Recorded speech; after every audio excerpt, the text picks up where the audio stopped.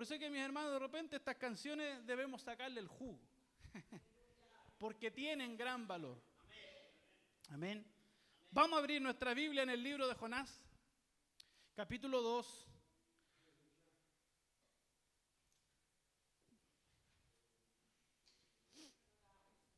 Verso 8.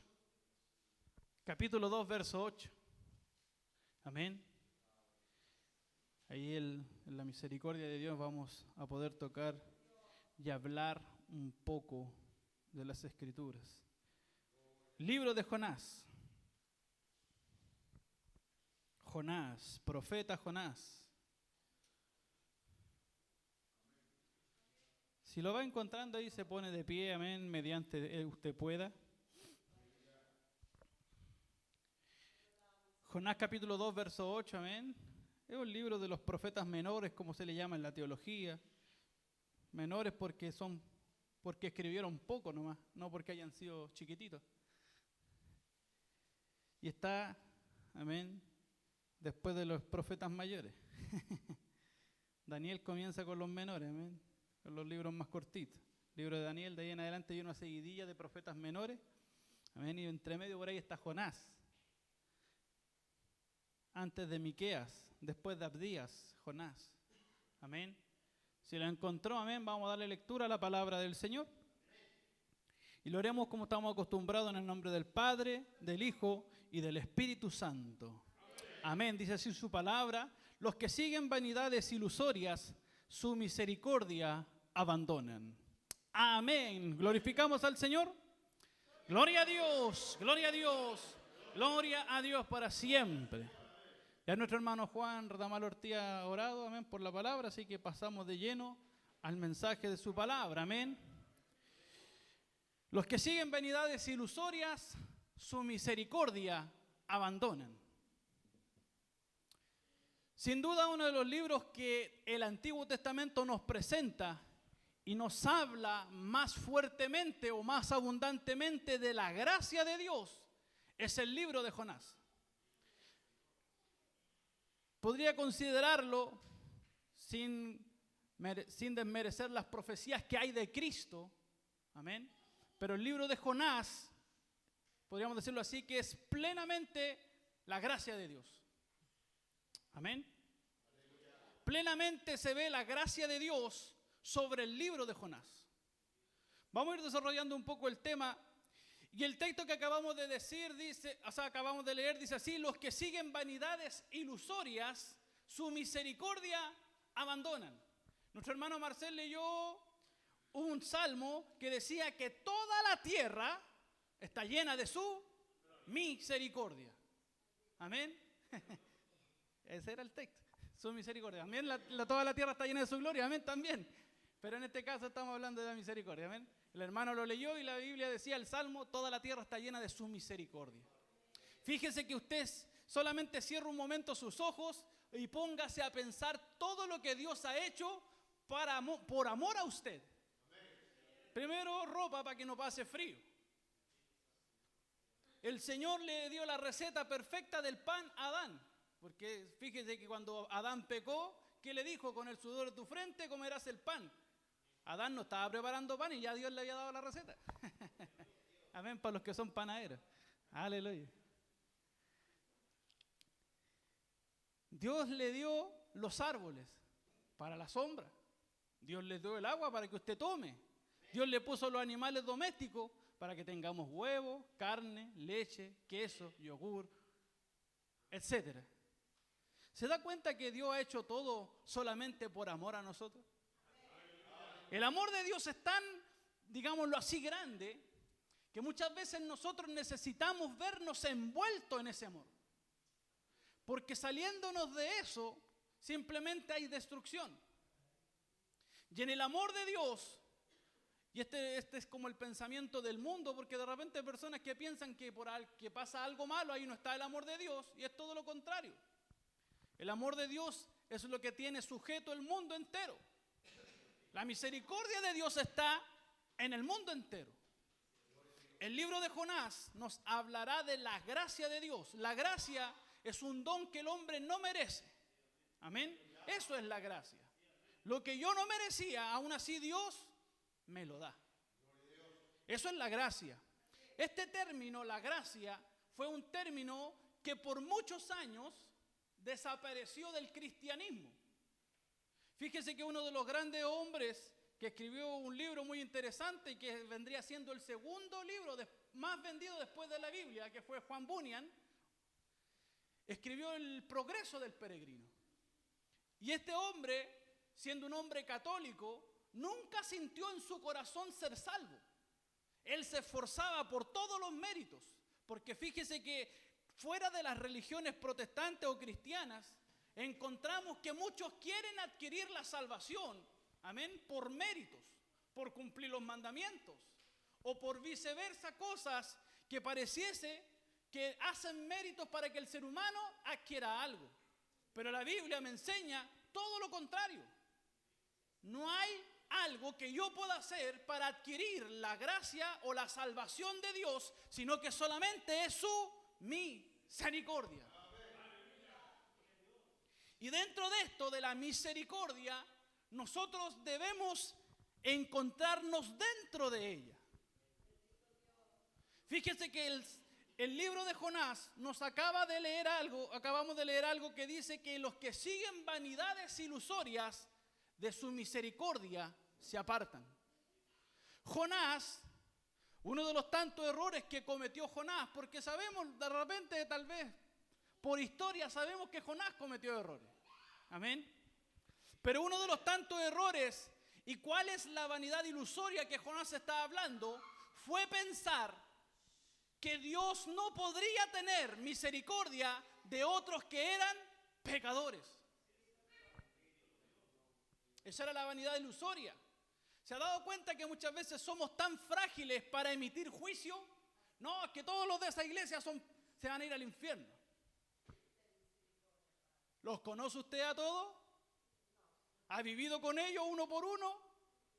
¿Sabe cuánto oran, cuánto aman a Dios?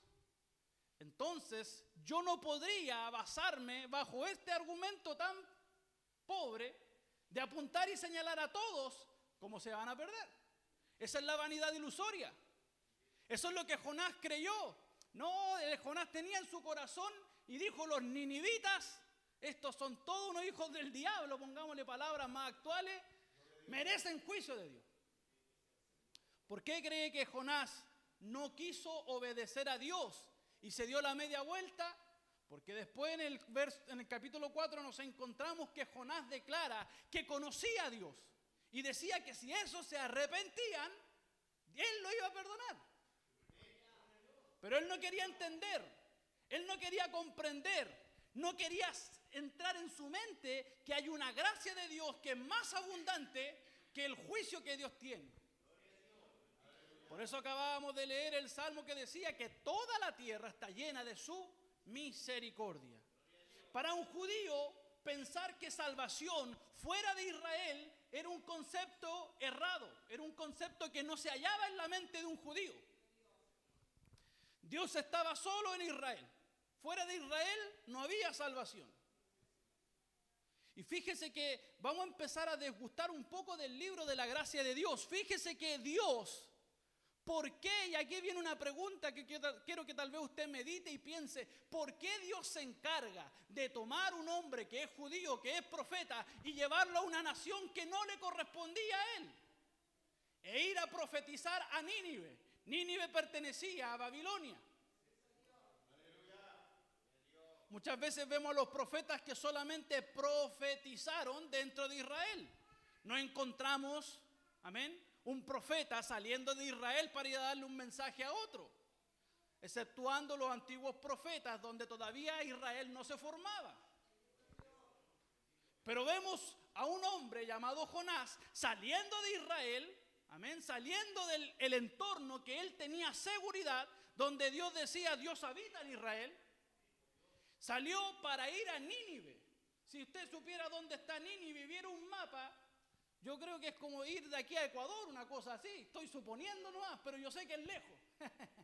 Sé que es lejos. Y tenemos un Jonás que muchas veces lo vemos como el malo de la película. Pero Dios se encarga, y esto es lo glorioso de Dios, Dios se encarga de tomar a alguien, amén, para mostrar su gloria. Fíjese que cuando Jonás, Dios lo manda, ¿qué es lo que hace Jonás? Anda a Nínive, Jonás baja a Jope, compra un boleto y se manda para Tarsis. Otro lugar que no era el que iba. Tarsis queda alrededor de España, más o menos. Si usted se pone a ver el mar Mediterráneo, todo lo que es Europa, África y donde está Israel, que está como al medio, Jonás partió para allá y Nínive estaba para allá. Y cuando empieza esa travesía en el barco, Dios crea una tormenta tremenda, al punto de que las cañuelas de todos los que estaban en ese barco empezaron a temblar. ¿Qué es lo que hace cualquier marinero experto? Vamos sacando peso. No se podía controlar el barco, las olas eran tormentosas. Algo ocurrió y empezaron a rascarse la cabeza. ¿Por qué vino este mal? ¿Por qué estamos pagándola? Fíjese que el libro de Jonás, capítulo 1, verso 6, dice así: y el patrón de la nave se le acerca a Jonás y le dice: ¿qué tienes, dormilón? Levántate y clama a tu Dios. Quizás Él tendrá compasión de nosotros y no pereceremos. Fíjese que el hombre dijo: bueno, si no es el mío será el tuyo, pero que alguien nos salve de esto. Que alguien por favor nos salve de esta. Si no es mi Dios, es el tuyo, porque todos los que están ahí, cada uno clamó a su Dios. Y le encararon a Jonás y le dijeron: bueno, dinos quién eres tú, de dónde venís, qué es tu oficio. Habla, suelta la pepa. Bueno, ahí Jonás medio amedrentado: pucha, yo soy israelita, hebreo, soy profeta de Dios. Ah, te dijeron, soy tú el culpable. Fíjese que hay algo tremendo en el libro de Jonás, que estamos hablando de la gracia de Dios.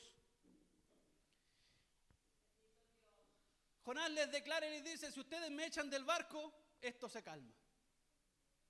Pescaron a Jonás, lo tiraron para abajo. Ándate para abajo, soy tú el culpable. Y el agua inmediatamente dice que se aquietó. Fíjese que esa reacción de que inmediatamente, por causa de Jonás, que venía arrancando de la presencia de Dios, amén, que venía arrancando de la presencia de Dios, y esto es lo interesante: ¿usted podrá arrancar de la presencia de Dios? ¿Arrancar será la respuesta muchas veces? No, Dios está en todo lugar. Para los judíos Dios estaba en Israel. Entonces, ¿qué es lo que hizo Jonás? Me mandó a cambiar. Y no entendía que Dios estaba en todo lugar. Por eso arrancar de la presencia de Dios no es la respuesta para un hombre de Dios. Cuando lo tiraron al mar, ¿sabe lo que ocurre? Y esto es lo glorioso. El verso 14 del capítulo 1 dice así: entonces clamaron a Jehová los que estaban en el barco y dijeron: te rogamos ahora, Jehová, que no perezcamos nosotros por la vida de este hombre, ni pongas sobre nosotros la sangre inocente, porque tú, Jehová, has hecho como has querido. Aleluya. El verso 16 también dice así: y temieron aquellos hombres a Jehová con gran temor, y ofrecieron sacrificio e hicieron voto. Imagínense lo que provocó Jonás: que todos los que estaban en el barco se convirtieran a Jehová. Porque clamaron a Él, confiaron en Él, hicieron sacrificio y a la misma vez hicieron voto, o sea, hicieron un compromiso de servirle. ¿Sabe lo que puede provocar la presencia de un hombre de Dios que camina, que anda, que va, que transmite el mensaje? Que otros lleguen al Dios que el hombre tiene. Cuando vieron que Jonás se cayó del barco y las tormentas cesó, dijeron: este Dios sí es poderoso. Fíjese que usted no transmite cualquier cosa, usted transmite la gloria de Dios. Usted no está caminando solo, usted va con Dios a su lado. Usted debería tener la gracia y la comunión con Dios al punto de que los endemoniados tiemblen cuando usted lo vean en la calle. La gloria de Dios, la gracia de Dios estaba sobre Jonás. Pero como estaba arrancando, ¿qué es lo que hizo Dios? Tuvo que ir a buscarlo. Fíjese que Dios muchas veces nos manda a buscar. De repente le sacamos el potito a la jeringa, arrancamos de la pega. Como que no queremos hacer lo que Dios nos quiere que nos mande. Hay una pega que es para todos los que estamos aquí. Predicar el evangelio. No es para el pastor, no es para las evangelistas que están allá, los mis hermanos evangelistas, ni para el maestro. Es de todos. Es de todos. Predicar el evangelio es de todos. Desde Juanito, el Mateito, Danielito, amén, Matías, que es el más joven, hasta el más anciano que puede estar aquí. No sé quién será el más anciano, no vamos a nombrarlo. Es para todos la pega, es para todos. Predicar el evangelio es para todos. No cese de hablar, no calle su boca. Dios le ha dado grandes capacidades para que usted la transmita.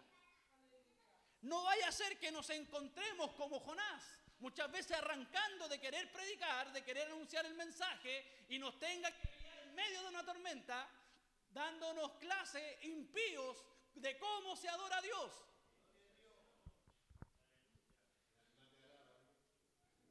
Fíjese que de repente nos encontramos que los impíos adoran mejor a Dios que nosotros mismos. Imagínense estos que estaban en el barco, sacrificio, voto, compromiso, empezaron a alabar a Dios. Y el otro arrancando, que era el profeta. Se da cuenta que de repente llevamos 30 años en la iglesia y todavía seguimos como este Jonás que arranca y de repente se convierte uno, lleva 2 días y adora mejor a Dios que uno mismo. Hace un tiempo atrás fue un acontecimiento donde uno de los sobrinos de mi tía le estaba bien grave en el hospital. Pucha, y usted sabe que cuando empieza la enfermedad y los parientes y uno se ve medio urgido, se acerca a Dios. Y unos días vino mi tía para la iglesia y me sorprendió cómo adoraba a Dios, levantaba las manos, y llevaba un día en la iglesia y alababa mejor a Dios que varios que llevan como 30 años en la iglesia. Mi tía que ya pisaba un día en la iglesia y alababa a Dios con sus manos y gloria a Dios, alababa a Dios y decía gloria a Dios y gloria a Dios. Había que orar, oraba. Había que cantar, cantaba. Había que escuchar la palabra, estaba escuchando. Y llevaba un día. Se da cuenta que muchas veces nos encontramos como este Jonás, que tendriendo que ser maestro, todavía estamos tomando leche. Pero nos encontramos con la gracia de Dios. La gracia de Dios que vino y salvó a los de la tripulación. Cuando no merecían ser salvados porque la salvación era para los judíos, Dios vino en su misericordia y les salvó. Fíjese que Jesús hablando, habla con respecto de los juicios, amén, que van a venir. Y dice Jesús que se va a levantar la reina de Saba. Saba era un lugar donde había una reina, y esa reina escuchó de la fama de Salomón, que Salomón era muy sabio, era tremendo en sabiduría, riqueza, y fue a ver quién era Salomón. Entonces cuando llegó al palacio se sorprendió, quedó atónita, y después de que esa mujer se fue, siguió adorando al Dios de Salomón. Y la Biblia dice que la reina de Saba se va a levantar y va a juzgar a ciertas naciones que por pecadoras perecieron. Fíjese que la gracia de Dios, aun cuando esta mujer era no israelita, aún así la gracia de Dios llegó para ella. Vemos a un hombre que fue leproso llamado Naamán. Era sirio, no le pertenecía la salvación a él. Pero dice la Biblia que se arrepintió de tal punto que hizo a Jehová como su Dios. E incluso hizo un voto y le dijo que Jehová lo perdone cuando tenga que ir al templo de Ramón, que era el dios que, entre comillas, adoraban los sirios, y tenga que arrodillarse porque él estaba bajo sujeción.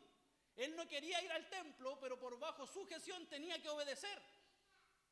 Y que Dios le perdone, dijo, porque yo ya no adoro a estos dioses, ahora iba a adorar al Dios que lo sanó. La gracia de Dios la vemos reflejada en toda la Biblia. Pero esto es lo que los judíos no entendieron, de que Dios podía extender su amor, su misericordia, mucho más allá de Israel. Fíjese que la gracia de Dios es algo que hoy día la gozamos, pero no hace mucho tiempo atrás se empezó a ver reflejada en las iglesias. Cuando a Jonás lo echan del barco, muchas veces leemos mal el libro. Dice la Biblia que Dios preparó un pez. Si dice que Dios preparó un pez, es porque no había pez con tal cualidad, amén, que pudiera tragarse a un hombre y que éste viviese. Jesús después nos revela que fue una ballena. Fíjese que la ballena es uno de los animales que respira oxígeno y vive debajo del agua. ¿Se ha dado cuenta que tiene una cuestión aquí las ballenas que tiran el agua para arriba? Ya, la ballena de hora en hora, no sé cuántas horas, sinceramente ya se me olvidó eso. La ballena va a la superficie, respira todo el aire necesario y vuelve a bajar. Vive debajo del agua, pero respira oxígeno. Pero la ciencia dice que la tráquea de la ballena mide 15 centímetros. Por eso uno de los alimentos de la ballena es el krill, que vendría siendo un molusco chiquitito. 15 centímetros. O sea, Dios preparó la tráquea de la ballena, la moldeó para que cayera Jonás dentro de esa ballena y tuviera oxígeno, porque es uno de los pocos animales que tenía la capacidad de albergar un hombre y a la misma vez portarle oxígeno. ¿Se da cuenta cómo Dios mueve todas las piezas para puro bendecirnos? Y más encima era porfiado. ¿Se da cuenta cómo Dios está moviendo las piezas para puro darte manjar a tu mesa? Y somos porfiados más encima. Pero fíjese que el pez no es juicio. De repente algunos leemos mal y pensamos que el pez es juicio. Y no es así. El pez todo lo contrario, el pez es la misericordia de Dios, es la gracia de Dios reflejada para salvar la vida de Jonás. Fíjese que la Biblia nos va a relatar en la oración de Jonás que tiene adentro del pez, y Jesús nos revela que el pez estuvo 3 días, amén, y 3 noches en el vientre. O sea, Jonás estuvo en el vientre del pez 3 días y 3 noches. O sea, el viaje que se mandó el pez fue de 3 días hasta llegar a la orilla tal vez de su pueblo natal para volver a soltarlo y que vaya a predicar, mi hijito, porque a eso te mandé. En la oración de Jonás, y vamos a leer un poco de la oración de Jonás. Entonces oró Jonás adentro del vientre del pez y dijo así: invoqué en mi angustia a Jehová y él me oyó. Desde el seno del Seol clamé y mi voz oíste. Me echaste a lo profundo en medio de los mares y me rodeó la corriente. Todas tus ondas y tus olas pasaron sobre mí. Entonces dije: desechado soy de delante de tus ojos. ¿Está pensando lo que está relatando Jonás? Jonás se está hundiendo al fondo del mar y estaba a punto de morir ahogado. Eso es lo que está relatando Jonás. Las aguas me rodearon hasta el alma. Rodeóme el abismo. El alga se enredó en mi cabeza. Descendí a los cimientos de los montes. O sea, estaba llegando abajo, a punto de morir ahogado, porque lo pescaron y lo mandaron para afuera del barco. Y cayó Jonás, ahogándose, con la alga en el cogote. El mar lo llevaba. Yo creo que más de alguna vez usted lo ha botado una ola en la playa. Cuando era chico me acuerdo que por eso no me gusta mucho la playa. Me acuerdo que vi hasta los cangrejos chicos en una ola que me dio vuelta. Fíjese a un Jonás en medio del mar, hundiéndose, donde tal vez despidiéndose: Señor, bueno, hasta aquí llego yo. Fui porfiado, discúlpame, no quise obedecerte. Y entonces Dios prepara un pez. Estaba a punto de morir, ahogado, sus pulmones llenos de agua. Y el verso 7 dice así: cuando mi alma desfallecía en mí, me acordé de Jehová y mi oración llegó hasta tu santo templo. Por eso Jonás, después de entender todo esto, exclama esta frase y dice: los que siguen vanidades ilusorias de su misericordia se apartan. Porque él pensaba que la salvación era solamente para ellos, por ser judíos. La salvación pensaba que solamente era para un grupo de personas.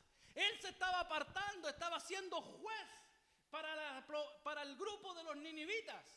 Pero cuando se ve enredado y se ve muriéndose y ahogándose, Dios trae un pez y lo saca a la superficie y le da salvación para después de 3 días soltarlo a la orilla del mar, cerca de su casa. Por eso después el verso 9 dice así: mas yo con voz de alabanza te ofreceré sacrificio, las salvaciones de Jehová. Tremendo, tremendo. Por eso que de repente leemos con este mismo ojo de juicio que leía Jonás las cosas. Y no leímos con los ojos de misericordia. La misericordia de Dios se está viendo reflejada, salvando la vida de uno que estaba a punto de ahogarse. Cuando ya Jonás como que entra en sí, Dios nuevamente le dice: ve y predica, ve y profetiza. De aquí a 40 días Nínive será destruida. Cuando los ninivitas escucharon el mensaje de Jonás, empezaron a preocuparse. Algo ocurrió en sus corazones. Chuta, Dios nos va a destruir. Así que inmediatamente se pusieron en ayuno, en oración. Se vistieron de cilicio, ropa áspera. Se echaron ceniza sobre la cabeza, que era forma de humillación que ellos tenían. Le escuchó el rey de los ninivitas que Dios había dicho que de aquí a 40 días Nínive sería destruida. Entonces, ¿qué es lo que manda el rey? Manda inmediatamente un edicto y dice: vamos a arrepentirnos. Que nadie coma de aquí a durante 3 días. Nadie va a comer. Ni los niños, ni las vacas, ni los animales. Todo en ayuno. Vamos a ponernos en humillación para que a ver si Dios tiene misericordia de nosotros. Se arrepintieron los ninivitas. Y ahí estaba Jonás a lo lejos mirando a ver si caía fuego o no. Porque de repente somos un poco porfiados, por más que de repente el Señor nos permite que nos revolquemos un poco, aún así todavía no entendemos.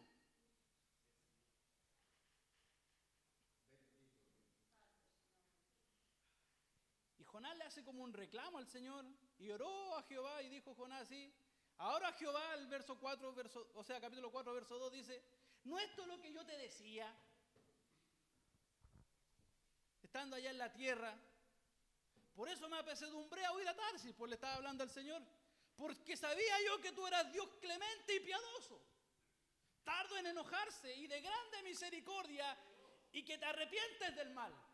¿Sabe que uno de los pocos profetas que tenía la revelación de la gracia de Dios era Jonás?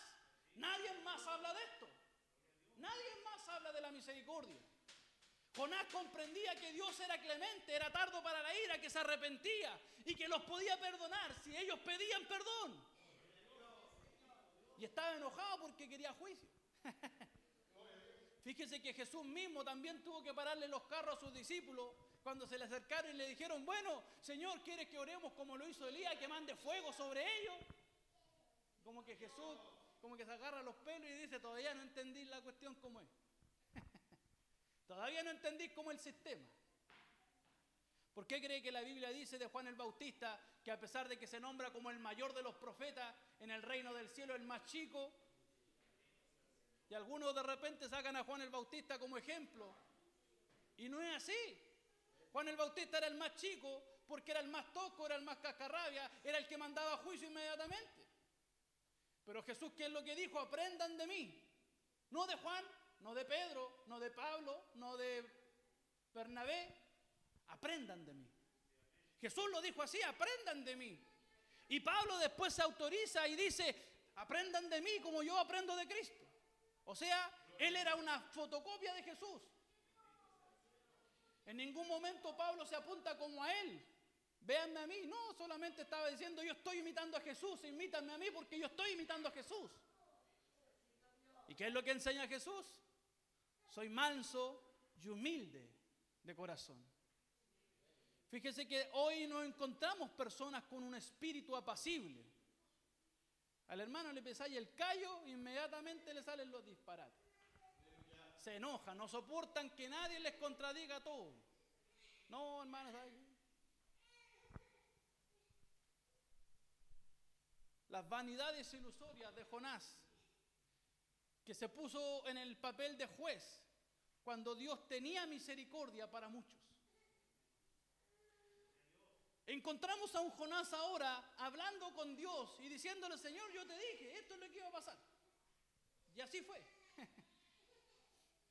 Mientras pasaban los días esperando Jonás que Dios se arrepintiera, viendo si caía juicio o no, Jonás se sentó y preparó una enramada, digámoslo así, como una casa con hojas que tapaban para que le diera sombra. Estaba fuerte el calor porque estaba como en desierto. Y de repente el Señor prepara una calabacera, una planta que es como una enredadera, y le provoca una sombra tan rica a Jonás. Y dijo, gracias Señor, me preparaste algo para mí. Y al otro día mandó un gusano que atacó a la calabacera y la secó de un día para otro. O sea, en un día nació y al otro día murió. ¿Se da cuenta, como le dije al principio, que Dios prepara cosas para solamente el beneficio nuestro? De repente Dios prepara un trabajo para ti, para que tengas tiempo para poder tener para el Señor.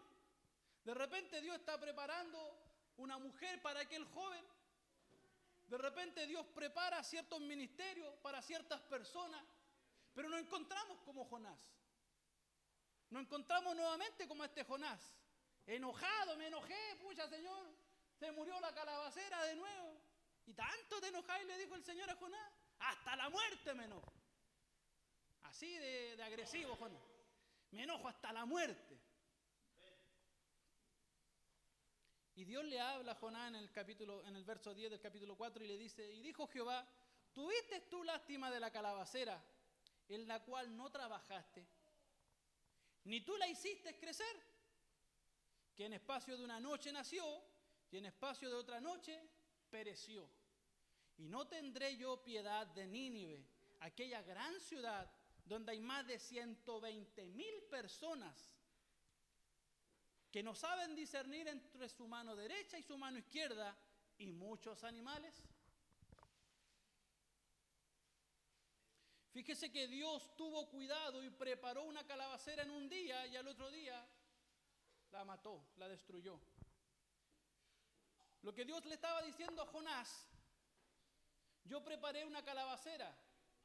Tú no fuiste quien la cuidó, no fuiste quien la regó, no fuiste quien produjo que creciera, no fuiste quien tal vez labró la tierra, fui yo.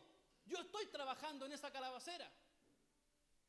No fuiste capaz de tener misericordia de una cosa que creció en 2 días. Y yo llevo tanto tiempo trabajando con Nínive. Yo estoy trabajando con Nínive. Y preparé sus corazones para que se arrepintieran. Por eso que muchas veces Dios prepara las tierras. ¿Ha escuchado lo que dice la palabra? Que Dios ciega de donde no se ha sembrado. Porque Dios muchas veces la tierra la tiene preparada. Las plantas están dispuestas, solamente basta una voz profética que vaya y que les anuncie el mensaje. Esta es la gracia de Dios. Yo no comprendo, no lo puedo entender, pero sí debo añadirme a la misericordia de Dios. Porque el mismo Jesús dijo, las rameras y los publicanos van primero en la lista de los que van al reino del cielo. Y los muchos religiosos quedarán atrás. Esta es la misericordia de Dios, no la comprendo, pero sí la recibo. Tú no trabajaste con Nínive, yo estaba allí trabajando con ellos, para que cuando fueras tú, estos se arrepintieran. Solamente basta una voz profética. Fíjese que la Biblia nos enseña y dice que donde abunda la maldad, ¿qué es lo que dice? Más sobreabunda la gracia. Pero para que la gracia de Dios se active sobre aquellos que son malvados, necesitamos una voz profética. Una voz de alguien que hable en el nombre de Jehová. Necesitamos alguien que vaya y transmita el mensaje. Los campos están blancos, dijo Jesús. Van a cosechar lo que ustedes no han trabajado. Pero basta que alguien haga esa pega.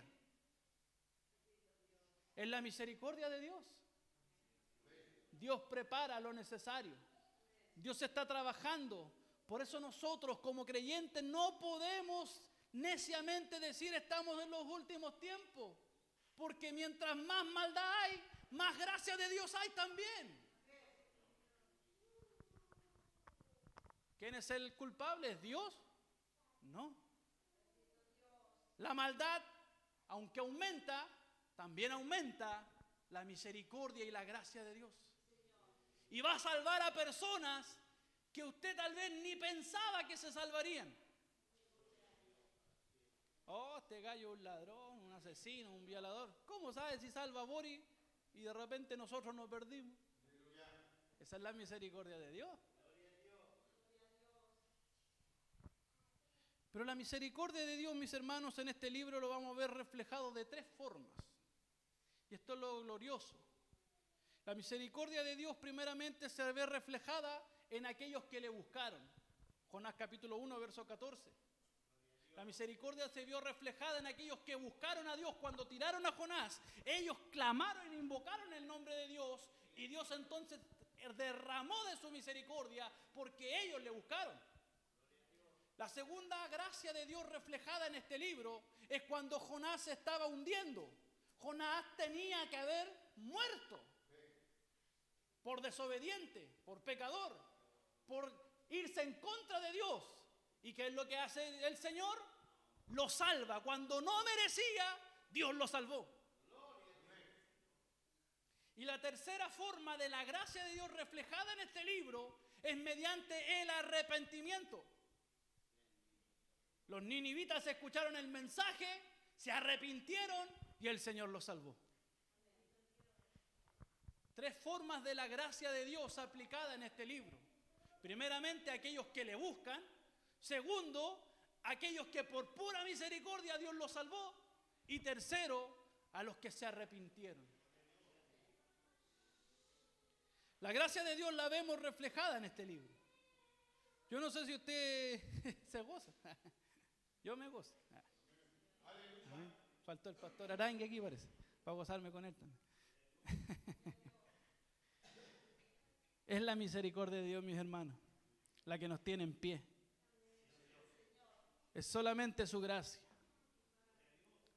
Aunque fuéramos siempre fiel, aunque lloremos sin cesar, del pecado justificación no lograremos. Solamente teniendo fe en Él, deuda tal podremos pagar. La gracia de Dios y la misericordia de Dios no la podemos comprar. No la voy a adquirir haciendo alguna obra. Es Él mostrando su amor para con nosotros. La gracia de Dios se ha alejado muchas veces de nuestros labios, porque muchas veces seguimos estas vanas ilusiones, donde tomamos el papel de juez, como Jonás lo tomó, y nos ponemos a condenar, y decimos, estos se van a perder, ignorando que Dios está trabajando para derramar de su gracia sobre ellos. Por eso los que siguen esta forma de evangelio, la misericordia de Dios, se han apartado de ella. Y para terminar, mis hermanos, Jesucristo lo dijo así en el Sermón del Monte: bienaventurados los misericordiosos, porque ellos alcanzarán misericordia. Dios tendrá misericordia de aquellos que sean misericordiosos. Si mi corazón es duro y enjuiciador, entonces Dios no podrá tener misericordia de mí. Y la vanidad ilusoria muchas veces de mi mente, que me hará juzgar a los demás pensando que yo soy mejor que ellos, me apartarán de la misericordia. Y nos veremos cual Jonás ahogándonos en lo profundo del mar. Pero ahí Dios también mostró su misericordia para este hombre, porque todavía no era tiempo de que partiera, porque tenía mucha tarea por delante. Mis hermanos, Dios nos necesita a cada uno de nosotros, mujeres y hombres, jóvenes y niños, ancianos. Dios nos necesita como voz profética para anunciar el mensaje.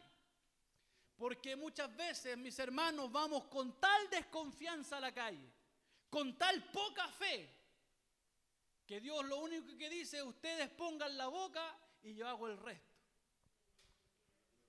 Porque es la gracia de Dios la que salva.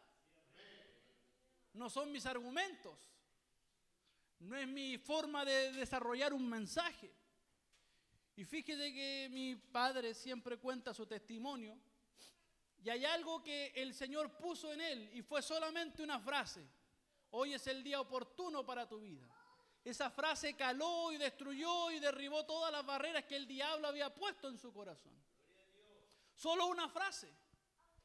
Y él ni siquiera fue a la campaña, iba pasando por la plaza. ¿Se da cuenta que la gracia de Dios es tremenda?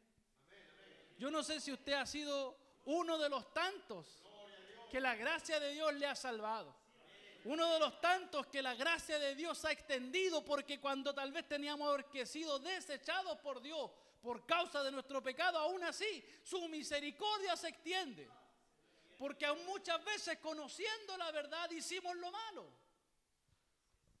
Y Dios no nos dejó sepultados en el fondo del mar, sino que mandó algo y preparó algo para librarnos de esto. Yo no sé si usted se goza de la gracia de Dios. Yo no sé si usted se contenta, porque esto solamente me da crédito para decir: Señor, por tu gracia un día llegaré. Porque ya no serán mis méritos, sino es lo que Dios hace por nosotros. No será mi capacidad, sino es lo que Él está haciendo para un día llevarme hacia la gloria. Con esto obviamente no estamos descartando que debemos orar, buscar, santificarnos, ayunar y etcétera. Pero la gracia de Dios no son mis oraciones. La gracia de Dios no son mis predicaciones. La gracia de Dios no es mi lenguaje, mi dialecto, cuán bonito toco el piano.